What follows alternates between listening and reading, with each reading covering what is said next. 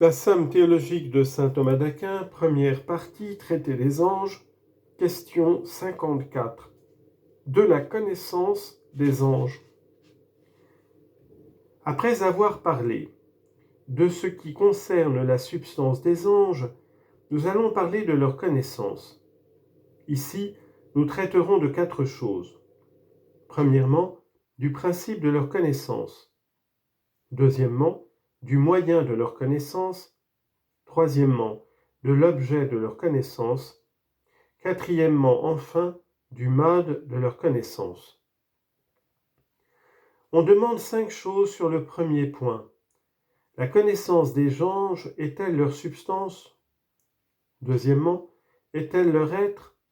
Troisièmement, est-elle leur essence? Quatrièmement, les anges ont-ils un intellect actuel et un intellect potentiel? Cinquièmement, enfin, ont-ils seulement la connaissance intellectuelle? Article 1er. La connaissance des anges est-elle leur substance? L'action d'une chose diffère plus de sa substance que son être. Or, l'être d'aucune chose créée n'est sa substance, car c'est là le privilège de Dieu seul, comme nous l'avons prouvé précédemment. Donc, l'action de l'ange, ni celle d'aucune créature, n'est sa substance. Résumé de l'argumentation. Puisque Dieu seul, comme acte pur, est sa connaissance, l'action d'aucune créature, ni partant la connaissance de l'ange, n'est la même chose que sa substance. Corps de l'article. Il faut dire ceci. L'action de l'ange, ni celle d'aucune créature, ne peut être sa substance. À proprement parler, qu'est-ce que l'action? C'est l'actualité de la vertu, de même que l'être est l'actualité de l'essence ou de la substance.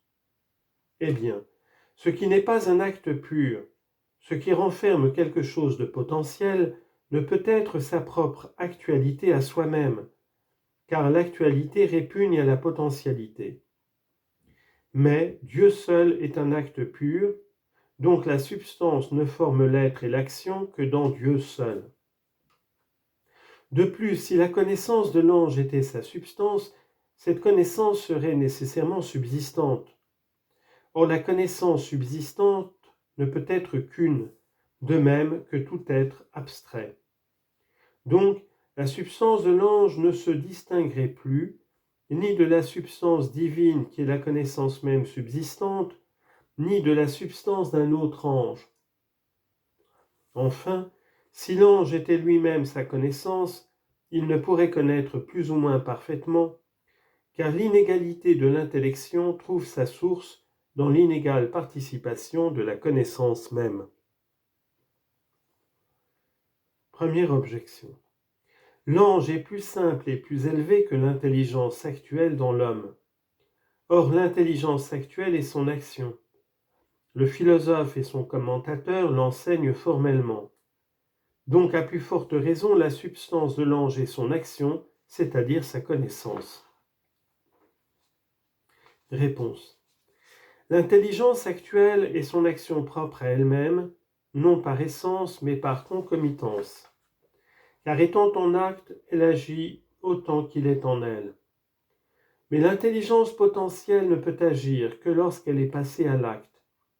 Voilà ce que veut dire le philosophe. Deuxième objection. Le même philosophe dit, Métaphysique, livre 12, paragraphe 39, l'action de l'intelligence est sa vie. Or, puisque vivre c'est être, comme l'enseigne encore le stagirite, la vie est l'essence. Donc, l'action de l'intelligence est l'essence de l'ange connaissant. Réponse. La vie n'a pas avec vivre les mêmes rapports que l'essence avec être. Mais elle lui est ce que la course est à courir.